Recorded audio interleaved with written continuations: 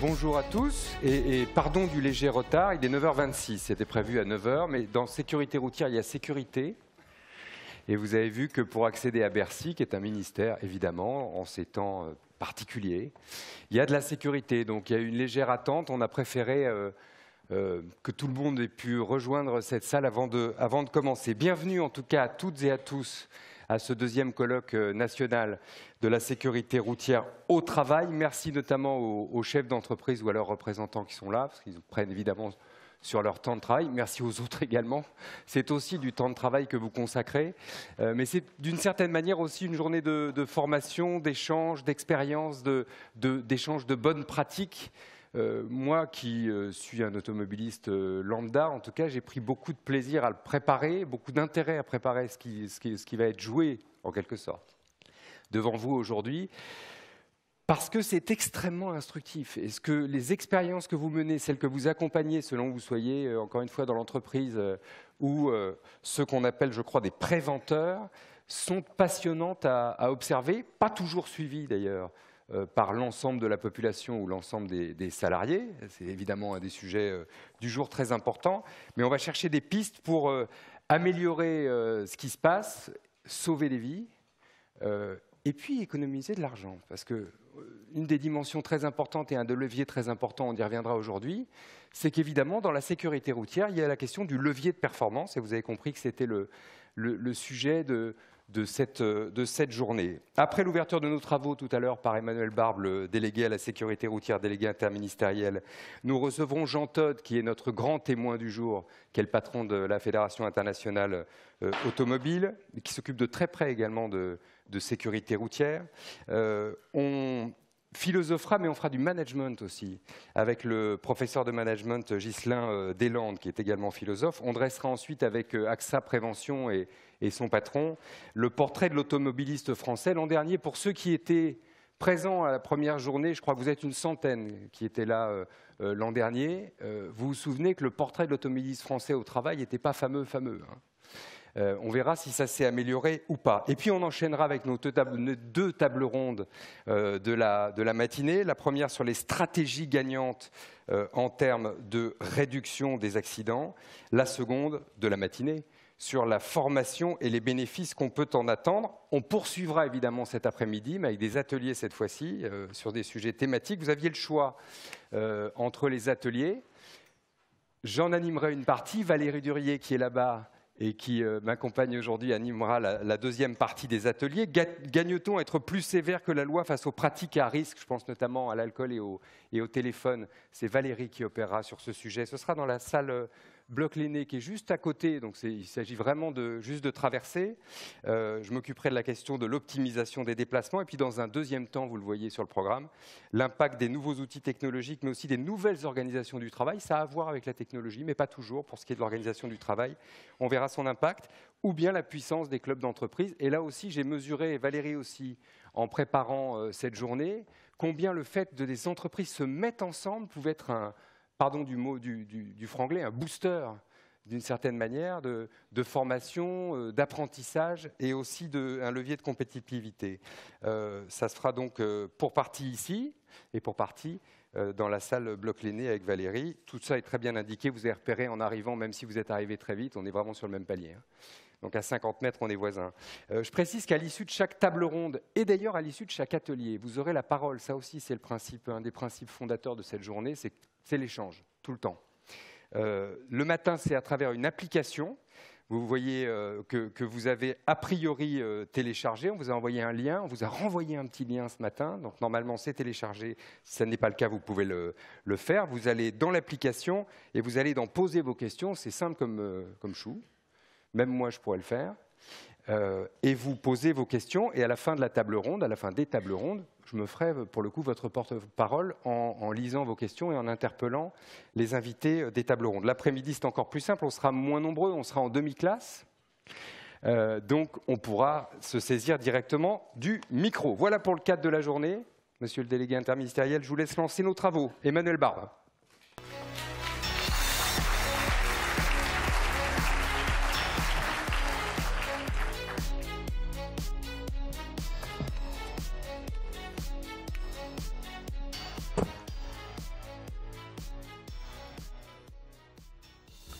Monsieur le Président de la Fédération internationale de l'automobile, envoyé spécial pour la sécurité routière du secrétaire général des Nations Unies, cher Jean Todt, Mesdames et Messieurs, tout d'abord, permettez-moi de vous exprimer toute ma gratitude pour votre présence et d'en profiter aussi pour remercier le ministère des Finances et spécialement sa secrétaire générale, Isabelle Braun-Le Maire et ses équipes, pour nous prêter ces magnifiques locaux pour cette journée de sécurité routière au travail.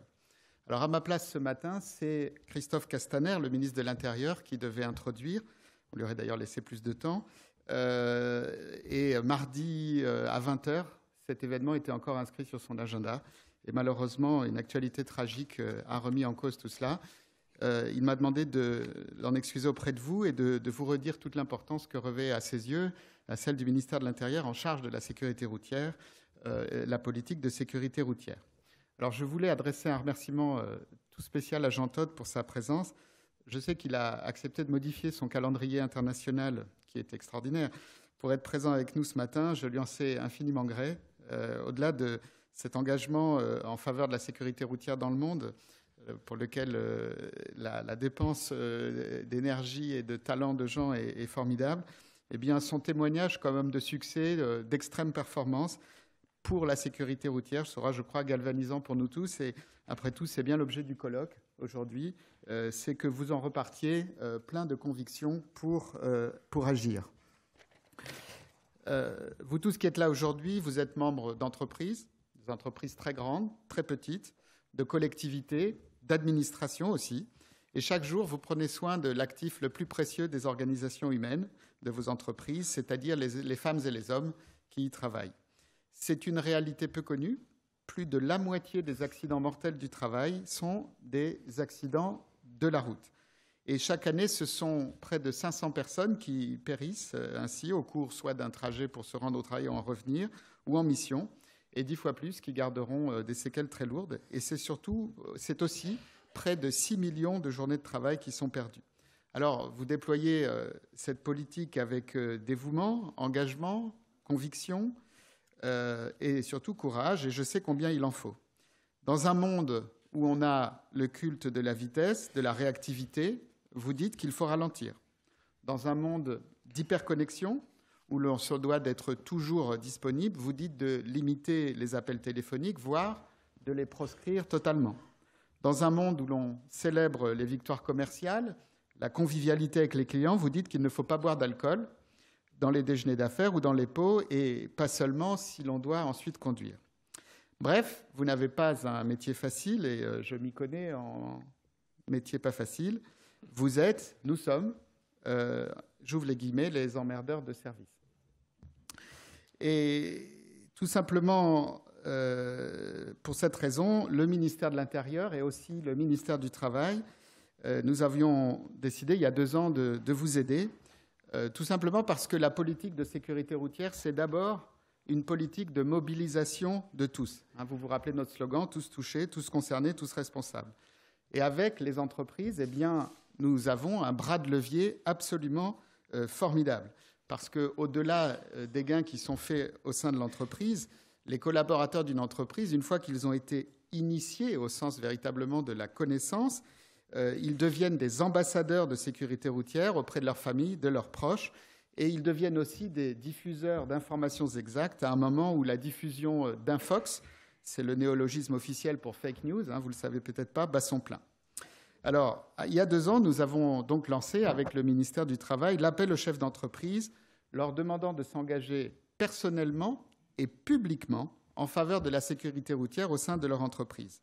Et le moins qu'on puisse dire, c'est que cet appel était entendu, puisque de 23 à l'origine, ce sont aujourd'hui plus de 1000 chefs d'entreprise qui ont signé et emmènent avec eux près de 3 millions de salariés.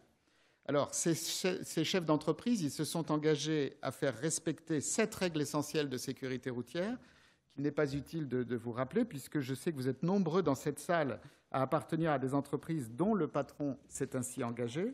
Vous pouvez en être fiers à titre personnel, car c'est certainement grâce à vous que ces engagements ont été pris, mais c'est aussi une fierté d'appartenir à une entreprise qui a comme valeur la sécurité et la sécurité routière en particulier. Alors, si d'aventure il restait dans cette salle des entreprises ou des représentants d'entreprises non encore signataires, je dis bien non encore signataires. J'espère que cette journée vous donnera l'envie et les arguments pour rejoindre le mouvement. Et vous y serez, je vous le dis tout de suite, au sein d'un collectif d'une immense qualité. Il suffit de regarder la liste des entreprises qui ont adhéré à ces engagements pour comprendre qu'on a là vraiment avec nous l'excellence. Et notre idée, c'est de créer un collectif encore plus fort. Et c'est pour ça que nous avons voulu vous réunir aujourd'hui sur un titre d'une journée qui peut sembler peut-être prosaïque par rapport à la noblesse des buts de la sécurité routière. La sécurité routière au travail, un levier de performance. Alors l'idée, c'est que vous repartiez d'ici avec des idées, des arguments pour mieux convaincre au sein de votre entreprise du bien fondé de la démarche. Parce que, comme l'a dit Laurent à l'instant, les accidents de la route sont non seulement un drame humain, personnel, collectif, mais constituent aussi des pertes irréparables pour une entreprise en compétences, en expérience, en cohésion d'équipe, en efficacité et enfin, tout bêtement, en bénéfice. Alors, à l'inverse, chaque euro investi dans une politique managériale ambitieuse de sécurité routière s'avère incroyablement rentable. C'est ce que les intervenants de ce colloque, pour la plupart vos pairs, vont vous démontrer tout au long de la journée. Je remercie chacun d'entre eux très chaleureusement d'avoir accepté de porter à la connaissance de tous les stratégies, les tactiques et puis aussi les trucs qu'ils développent dans leur entreprise. Je vous souhaite à tous une riche et fructueuse journée. Merci.